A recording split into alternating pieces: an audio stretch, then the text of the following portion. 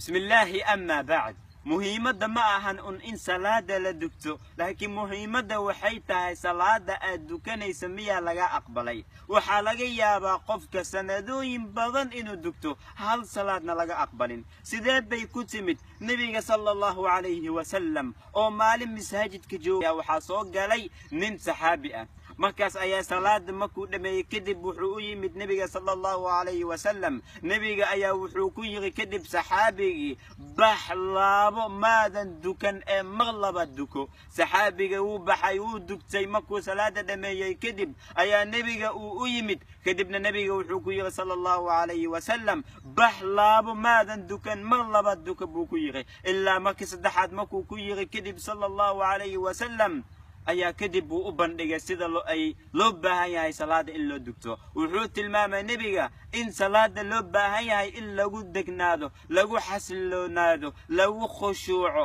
sababtoo ah ruuxa salaada waa khushuuc ilaahay wuxuu leeyahay azza wajal qad aflaha almu'minuun waxaali baanay mu'miniinta waa kuwa ku khushuucaya salaadooda ilaahay waxaan weydiisanayaa azza wajal aniga iyo idinkay ittafaafisa xadiiskan inuu salaadooda aqbalo. والسلام عليكم ورحمة الله وبركاته.